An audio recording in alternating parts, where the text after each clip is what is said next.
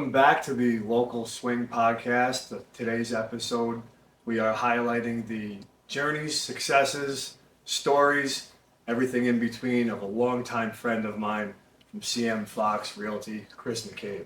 So, Chris, thanks for swinging into the man cave here. Thanks for having me. I think I'm going to open up today's episode with a little story to give some other viewers an idea of Chris McCabe's humor. So we went to the PGA Championship a couple of years ago. Thanks for the invite. The one that Brooks kept going. Out in Rochester. It was May. It was a decent day. I wore a pair of pants. At the same time, Chris had on a hat that was similar to this one right here. Shout out to Watervliet Football. So Chris grabbed the other guys that we were with, in typical Chris McCabe humor, made them a part of the joke. They had to hear it. And they said, "Look at this guy over here. Look at these pants. What's this guy, going on a safari?" And I'm like, "Bro, do you see your hat that you're wearing right now?" So just a little insight about Chris and his humor. And I think it's important to have a sense of humor, obviously. So, Chris, what would you say is the current state of the real estate market right now? I mean, locally, for the last probably 5-6 years, ever since COVID happened, it's been crazy to say the least. Yeah. There's been a lot of movement. I feel like once COVID hit and people realized that they didn't have to go to the office anymore, they were finding other ways to work. They were working from home. They were going wherever they could to work. They didn't have to go to the office and do an 8 to 4 or 9 to 5. And a lot of these people decided, you know what? We're going to get out of Connecticut. We're going to get out of New Jersey. We're going to get out of New York City. And we're going to move away and still be able to work in these areas. So, I mean, it's been, the amount of movement is still happening. And there's just not enough inventory for all these people.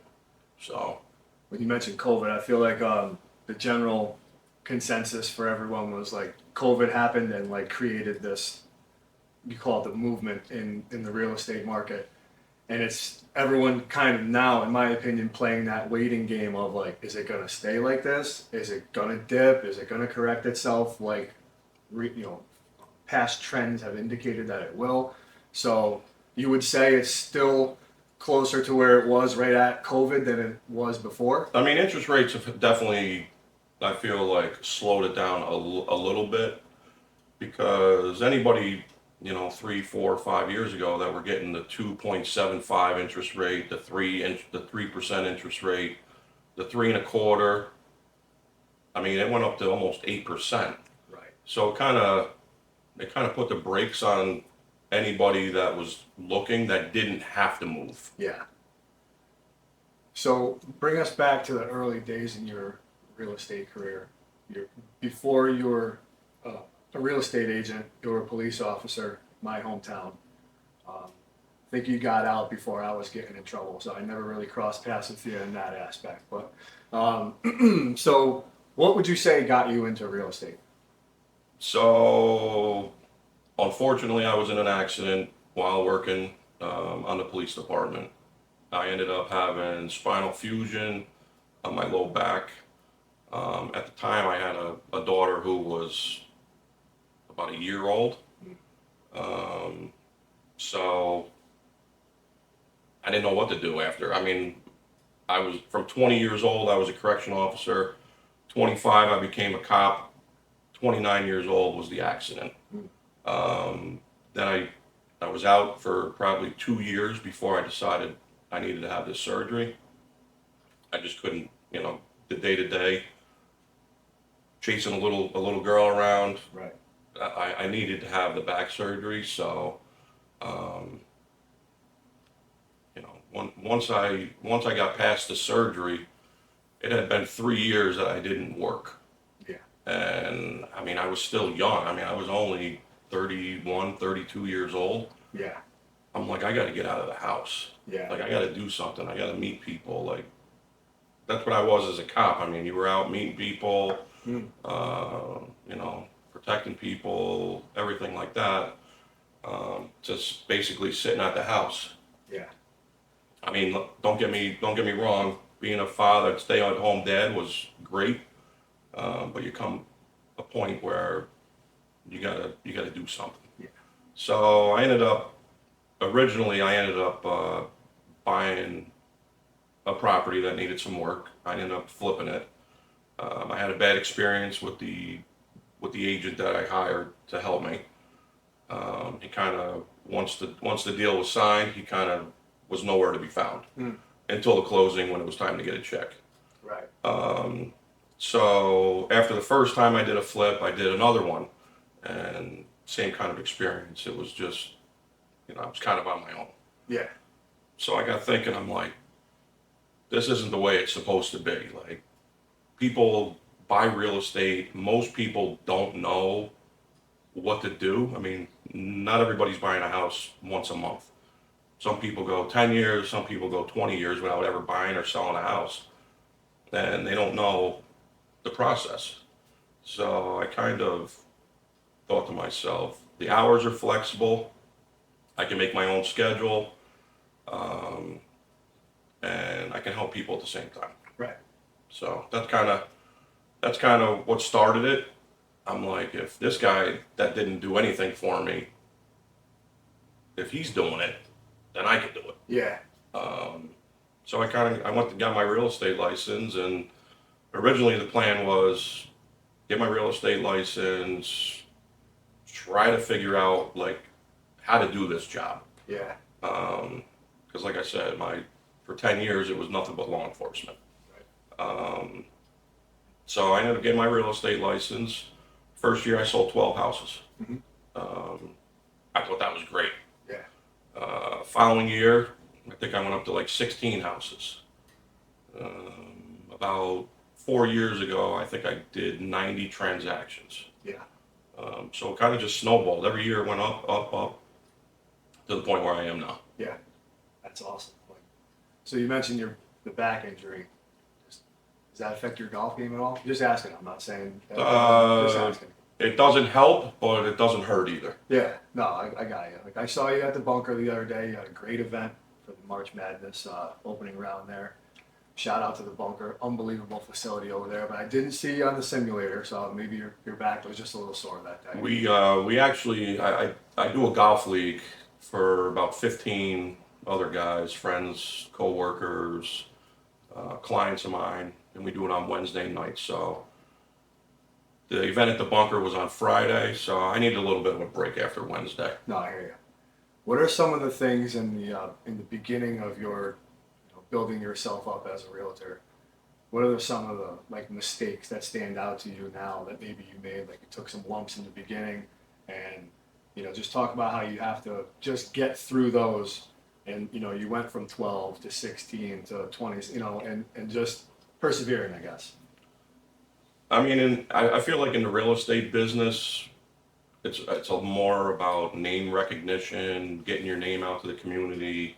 I mean, everybody that knew me as a cop. Yep. Then all of a sudden, I'm knocking on their door, going, "Hey, I'm looking to, sell your house." Yeah. I just feel like a lot of people didn't take me seriously. Yep. They were like, "This guy's a cop. He's not a real estate agent." Mm-hmm. So I think that was probably the biggest hurdle, was getting my name out there and having people trust me. Yeah. So we've done deals together with investment properties. How would you say the current state of real estate as it pertains to multifamily investor type properties? Is it different than your single family homes? Like how do they differ? Yeah, I think, single family homes, they're always going to be in high demand. But I also think that multifamily homes are starting to see a change where I feel like you're getting more and more owner occupied. Oh, yeah. People coming in, the aging population, nursing homes are expensive. assisted living is through the roof. Mm. So I feel like you're seeing more and more people that are buying these 2 families, 3 families, and putting mom and dad in one of the units Yeah. while you're living in the other one. Kind of, I mean, let's face it, growing up in Waterville as a kid, you walked down the street and it was always mom, dad, and the kids in one unit, grandfather in the other unit, or your aunt and uncle just starting out, they were in another unit. Like, I feel like the 2 families back then were more family occupied. I would agree with that, and that's how I grew up as well. My grandparents were on the first floor until we moved out. My parents bought a house, but that was common for all your friends. Every friend's house you went to, the grandparents were usually on the first floor, and everybody else is up on the second Exactly. floor. There was like never. It was never like your friends and family upstairs and then strangers downstairs. Right. Everybody knew everybody. Like, Yeah. you know. That's a good point. Like, that we're kind of getting back to that based on a lot of outside factors, like you mentioned, nursing homes being really expensive, and we're just getting back to what it used to be, and that's maybe the reason that it was like that in the first place, Right. So, And it's. I mean, it's great. I mean, I'm glad. I'm glad to see that it's going back to that.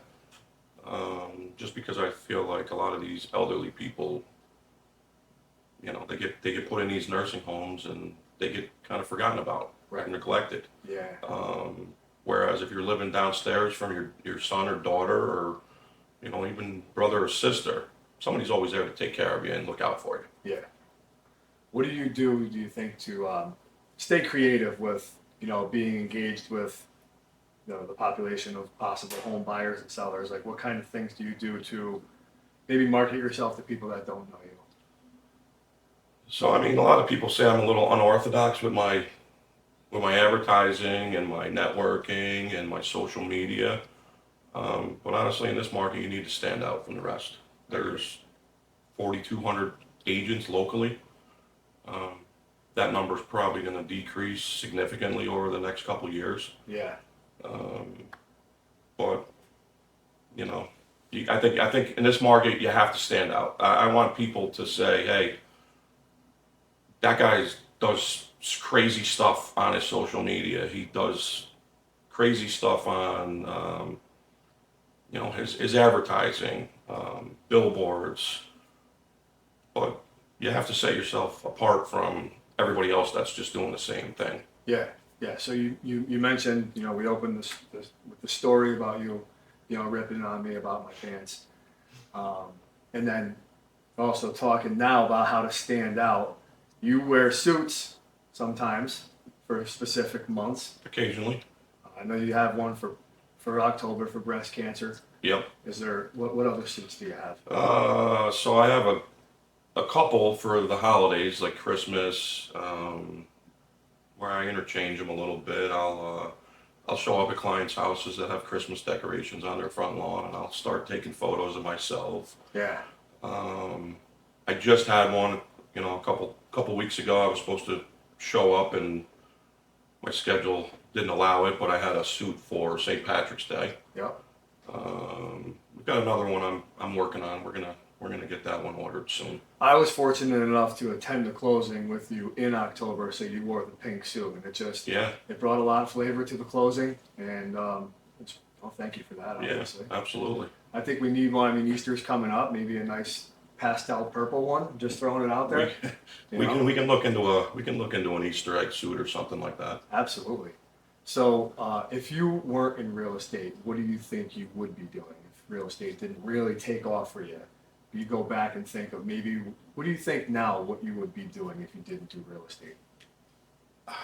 That's a tough one. I mean, the real estate just kind of happened. Yeah. It wasn't like I was out looking to become a real estate agent. Mm-hmm. I really just think whatever I would be doing, I'd be my own boss. Yeah. Yeah. I just feel like working a 9 to 5, 8 to 4 job was not cut out for me. I'm the same way. I own rental properties, and there's a lot of work with that, but I don't mind doing a lot of work. I'm bouncing around. I'm not reporting to anyone. No one really is expecting me to be anywhere, and I'm on my own schedule. And it just, I actually had the conversation with my wife not too long ago about I don't know that I could go back and just be on a structured schedule and like working for someone else after doing this, being independent for so many years now. No. Sitting behind a desk from 8 o'clock, 9 o'clock in the morning to 4 or 5 in the afternoon Yeah, was just not for me. yeah. So knowing what we know now about you and what you've evolved into with marketing and content and stuff like that, maybe you would have chosen a route as like some sort of marketing specialist or something. Yeah, I say that to my wife all the time. Like, sometimes I think I should have went and got a marketing degree, but now that I've been in real estate for the last 18 years, I don't see myself doing anything other than real estate Yeah. for now.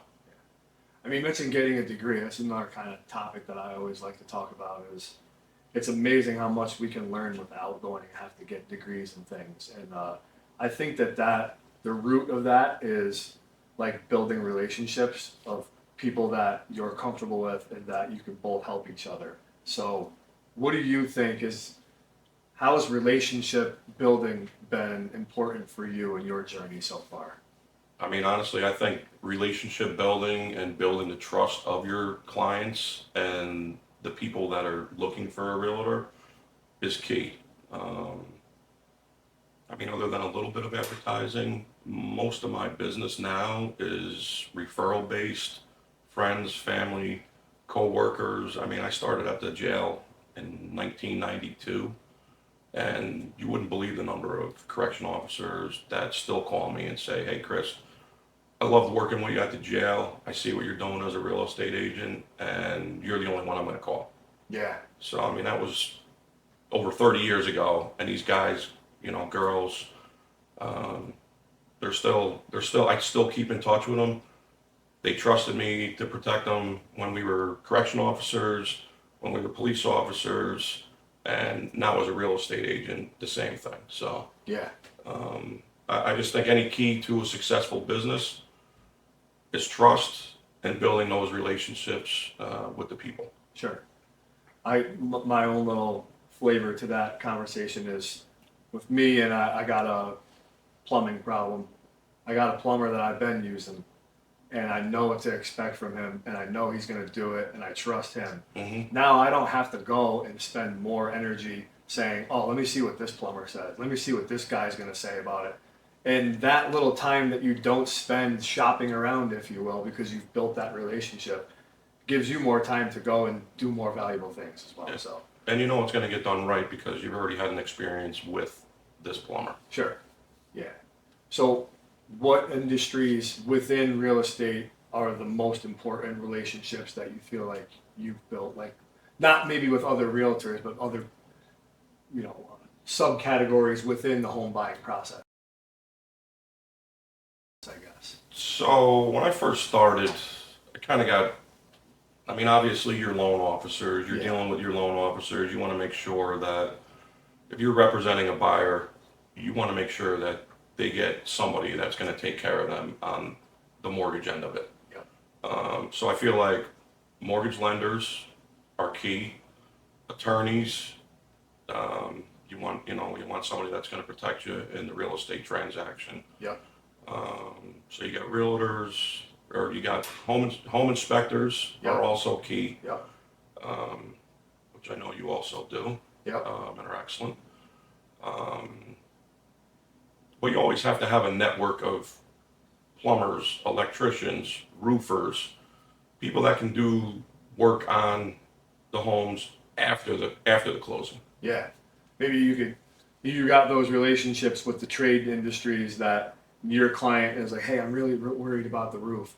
You can bring peace of mind to that customer by saying, "I got a really good roofing guy. If you want to meet him, come Yep. on over. He could take a look, give you some options." So Yeah, because I mean, at the end of the day, whoever you refer out represent you to your clients. Yep. If they don't do good by your clients, then they usually don't get used again, Right.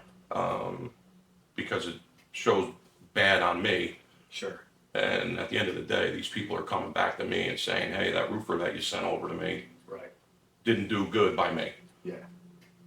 And everybody that I work with, they know what I expect when I send them to a client. Yep. So, So the next question. I'm a Duke fan, so I'm a huge Cooper Flag fan, right? Me So too. you're a Duke fan? Yes. We're in the middle of March Madness. Maybe you already answered this question. Who's going to win the whole thing? I got Duke. All right, let's go one step further. If Duke somehow gets knocked out, who do you think's going to win it? I did throw in another bracket for Florida. We must have filled our brackets out together. Yeah, I did filled the out. same exact thing. I just felt like I needed to put in another team in case something happened with Cooper's ankle. Yeah. But my money's on Duke. Yeah, smart move. I'm in one bracket challenge, and there's I believe 145 people in it, and I'm in 145th place on that one. And then I had two brackets. My other one is in like 142nd place. So I wouldn't take anything like as advice of who's going to win this. So No, me neither. yeah. What would you say locally is favorite restaurant to go get a meal at? My favorite restaurant. I mean, currently, I'm going to say probably Otis and Oliver's right now. Solid choice. I feel like they've got. I love their ribs. I think they're delicious. Their ribs are amazing. Yeah, their ribs are amazing. And it's a family member of mine that owns it Okay. and has owned it for the last 20 plus years. Yeah. So yeah, I'm a big Otis and Oliver's guy right now. The ribs are amazing there, and I'll also throw some good publication for their salads. Salads are delicious. They got some big, delicious salads there. Yes, they do. And I don't think I've ever walked in there where I didn't get the shrimp cocktail to start. Shrimp cocktail staple. Yeah. It's tough. Sometimes I'll go and I'll hit some golf balls at the driving range there, and you can just smell the ribs Yeah. there. It's hard to concentrate, and that's why I shank shots sometimes. It's because of the ribs. And that's the excuse I'm using. Right. Well, you got your back too, so I use them both. I use both excuses. Yeah. What dive back into real estate here. What advice, if you had a brand new realtor saying, I don't know that I want to get into real estate, but I think I might, how would you direct me to start? So I mean, I've had real estate agents call me and say, I see what you're doing. I want to get in the business. What can you tell me? And honestly, I tell them the same thing. Sit down, create a list of every single person that you know, friends, family, coworkers, classmates. Like I said, I can't tell you how many ex-classmates from Waterloo High, who call me up and say, hey Chris, we want to sell our house. Can you help us? Yeah. So make a list of all the people that you stay in touch with. They're usually your best source of referrals. Mm-hmm. If they trust you, they're going to refer you to people because they know you're going to take care of them. Yeah. So, and it's definitely going to be hard work. It's not an easy business to get started in. And that's why there's a high failure rate. Sure. I got to imagine that the startup process back in, was around 2000 maybe, was that when you started? I think I was 2005 maybe. Okay. I got to imagine, 20 years ago, that advice would be different to someone starting back then. And I don't want to assume anything is easier, but with the cell phones, smartphones, social media, that aspect of branding yourself got to be a little bit easier now. It's definitely a lot easier now. I mean, 2007, I was walking door to door, putting flyers in the mailbox. Sure. Nobody else knew who I was. Yeah. There was no social media. The only way to brand yourself back then was basically either get out and meet the people or put door knockers on their door. If you had a house for sale in the neighborhood, mail out some postcards to, the neighbors. But it was definitely a different time back then without the social media. Talk about your team, Team McCabe, CM Fox, how important those relationships are within your own team. Yeah, I mean, about 5 years ago, it was just after COVID hit, and the market just went out of control to the point where I was out all day. I'd get home 8, 9 o'clock at night, and I'd still have 3 hours of paperwork to do. Yeah. So I got to a point in my business where I needed to delegate some of the stuff that was time consuming to me. That would take me 3 hours to, do paperwork. So I ended up hiring an assistant who basically takes care of all of my paperwork. She writes my contract. She does some of my social media. But it's been huge for my business. Yeah. I feel like I'm more of the type that I need to get out and shake the hands, kiss the babies, meet the people, get to know the people in the community that I serve, so that they do trust me. It just wasn't me sitting in the house doing hours of paperwork wasn't beneficial. Right, and that's another relationship that's valuable because now everyone involved is able to do what they are best at. Exactly.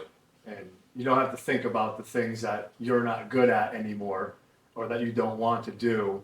You can just focus on bringing the most value to the team that you can. I should have probably followed a little bit better in typing class with Mrs. Rooney back in the day. Oh, yeah? But I wasn't a very good typing student back then, so. But my assistant is, so that's great. Yeah. So Chris's advice to new realtors, I would say, is get a custom colored suit for every month. Make sure you wear that out in the community, and we'll be looking forward to Chris's pastel purple. So look out for him. We're gonna look one up this week. Yeah, I think it's a good idea. Maybe a couple Easter eggs hanging out the pocket or bunny ears. Like a little handkerchief kind of thing. I like it. It's all about being creative. So thank you for swinging in here to the Local Swing podcast and sharing your story. So Sounds good, Ryan. I appreciate it. Thanks for having me. absolutely.